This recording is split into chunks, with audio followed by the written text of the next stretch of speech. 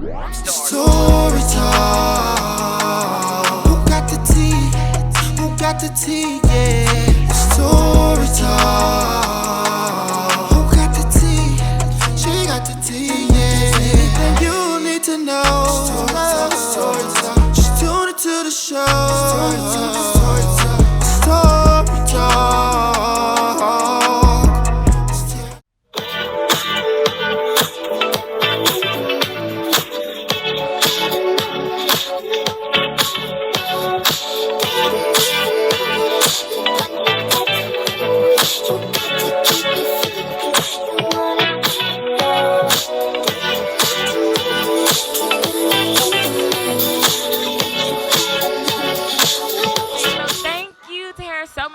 This event. I'm so excited. This is my first time being here. I want to first introduce you to everyone. So we're here because of her. This is her event. So first, I know this is not your first one, but kind of how did you come up with the ideas for these, and why is it so important for you to kind of have these? The idea came a couple years ago when I was working as a floor som in Miami, and I just kept getting the same questions, like, are there any black brands? Or I didn't know that black soms existed, and by soms, wine experts and stuff like that. And I just saw that there was a lack in the market. Like, we needed to be represented. We needed to be represented properly, and I went for it. I started creating events based on our experiences, because I know our people, and that is how we learn. That's how we become interested in something, especially something like wine, where we're not automatically thrown into it. Like, we develop that like later on, a little later than other people. And so I created Hue Society, and I started doing events. I started doing events with music and food, and I highlight black winemakers and brands and distributors and importers, and I create consumer events for us to connect as a community. So how did you go about deciding the vendors you have here? I think you have about 4 or 5 different winemakers here. So how did that choice happen for you? For me, it's always important when I go into a market to make sure I'm supporting the locals. And so all of the brands here are local. A lot of the brand owners are local, right? So the majority of them, I would say, are local to either Maryland or DC. I wanted to make sure that they would be supported, not just tasting something that was not available in the market. So that was a criteria. And, again, just making sure that we are able to support each other as a community. Okay, so there's a quote on your website that I saw and that I'll read to everyone. It said, "We must be unapologetic about using our gifts to uplift our community, a simulation not required." So why was it important for you to feel like, we got to create a space for our own? Because it definitely says assimilation not required. So what is that?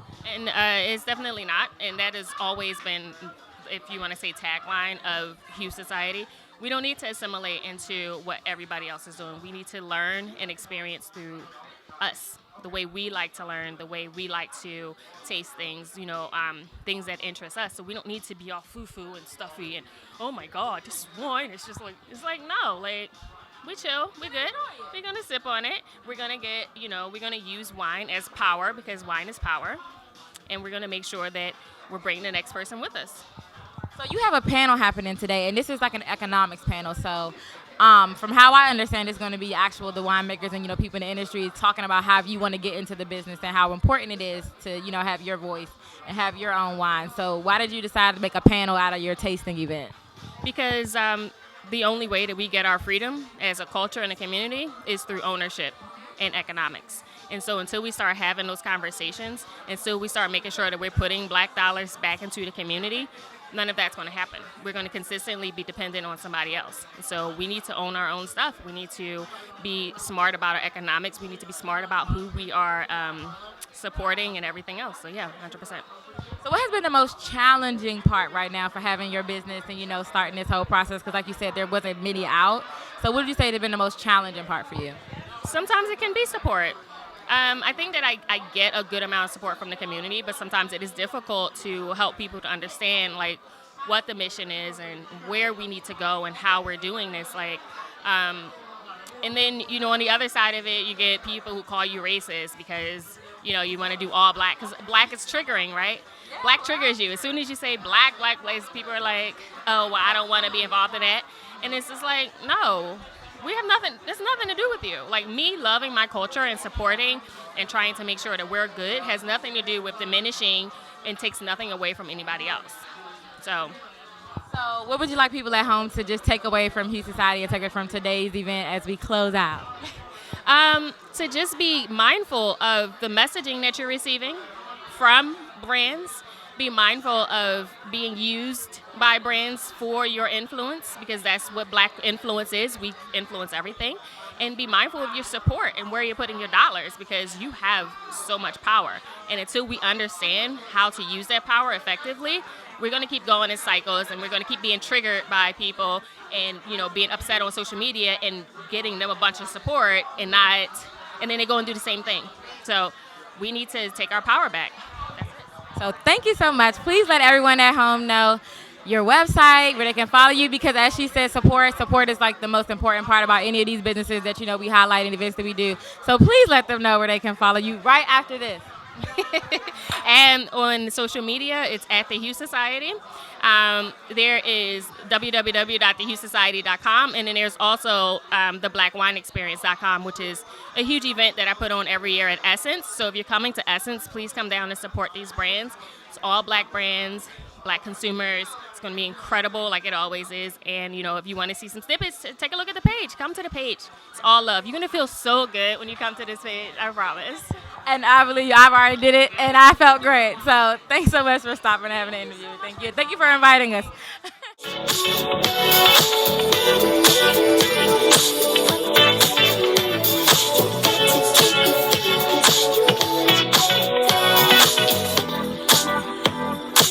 Okay, hi, Rodney. You're here. So what made you want to be a part of this event tonight? What made you come out on this cold day to kind of come out and drink some wine? Well, my product is one of the products being featured today. Oh, nice. So which product do you have? It's called Edelheiss wine. Okay, great. Because I was like, looking at people, and I could tell who was who. Now, I have a question for you, sir. Why Germany? And how did this come about? Like, how did you discover that you wanted to try to get, a wine from there with those type of grapes? I've never had a German grape until today. Okay. Well, in 2011, I was vacationing in St. Moritz, Switzerland. So before I went, a colleague told me, you have to try this wine over there they drink warm called Glühwein. So when I got there, I found the restaurant that sold it, and I tried it. I thought it was interesting, but it wasn't that great. So in my mind, I'm like, wow, I would like to create something like this for the U.S., but make it a better product and bring it to the U.S.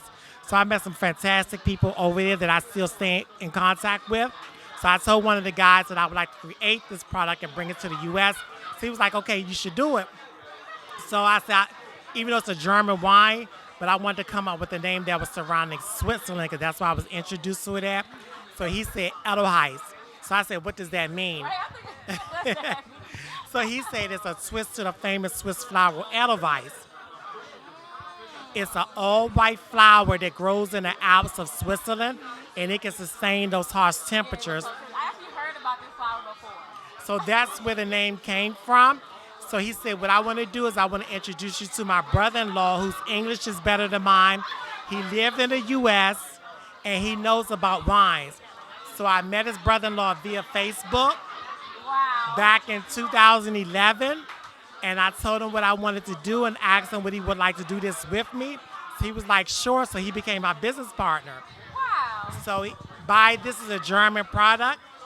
He said he knew of a vineyard that produces this type of wine, and all their products are organic. So we finally met with the vineyard. We talked to them, told them what we wanted to do. And they was trying to also just, break into the U.S. market anyway. So it was like a perfect match. So before this was wine, were you interested in wine, or just like you fell in love with that wine so much and the idea you decided to start your own business? Well, I didn't fall in love with it. To me, it was almost like a business venture. Okay. Because I was like, how are these people getting into wine? So what would you tell people who want to get into wine? Because, I'm looking into this, and I know tonight everybody here, they're all black-owned wines that we're tasting. But it's like in a very... What's the best word? I guess you say white.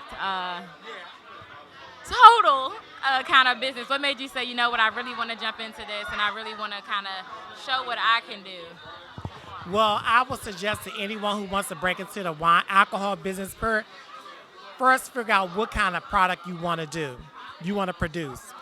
And once you figure out what kind of product you want to produce, figure out where you want to produce it at. So those are the first steps I would suggest to anybody. If you want to start an alcohol brand, figure out what product you want to produce and where you're going to produce it at and who's going to produce it. Yeah, because I was like, because the label is fantastic. I was looking at it when I was online. I was like, it was so simple, but it was like. Actually, I'm going through a rebranding phase as well, too. So I have a new shipment coming into the U.S., so it have all the new branding products as well. Can we expect any new wines from you coming soon? We got to taste 2 tonight. Yes, I have the red wine. I have the sparkling white wine. I'm getting ready to launch the sparkling rosé. And I'm thinking about doing a Riesling or a vodka.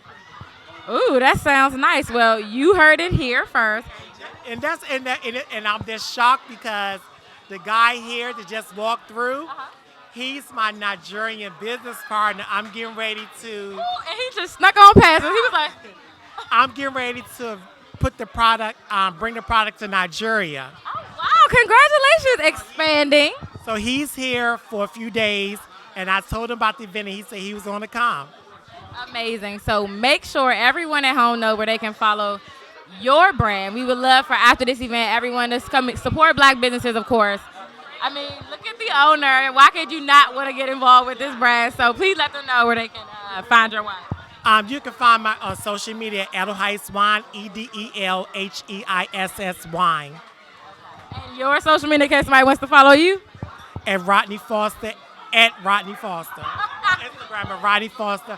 The Instagram is Rodney Foster. Facebook is Rodney Foster. And Twitter is Rodney Foster. Perfect. Thank you so much. Promotion, like I was that guy. Sounds like a 23-year-old IT consultant at a night in the club handing out drink tickets. So that progressed, and then eventually I took a job far below my pay level as an entry-level event manager for Moet Hennessy, which is the owner of Hennessy Cognac in Atlanta, and eventually moved up. Took about 10 years to get to my last position, which was the marketing director for Dom Perignon and Moët de Chandon in Miami. During that process, I applied for a national brand director role for Dom Perignon, and I was told that I was the night guy, which was code for you're black. You're not Sit your black You're not about to be black and run the Dom Perignon for the entire company. So at that point, I realized I had to leave that situation, which I did, and I took 6 months and just ran around the world and did a bunch of fun stuff. And a coworker called, who had now become the CMO of Hue Society, and said, "Hey, we have this job opening. Come join us." I was reluctant because I heard the nightmare stories of working in hip-hop organizations. But they convinced me it was a very entrepreneurial job, and I was able to take over Latin America, Southeast United States, and grow the business. When I started, we were selling 600 cases in my region. When I left, we were 4,000. So at that price point of $300 a bottle, that was significant within the company. But what it also did was it taught me everything that I thought I knew when I was in Moet Hennessy that I did. Story time. Who got the tea? Who got the tea? Yeah.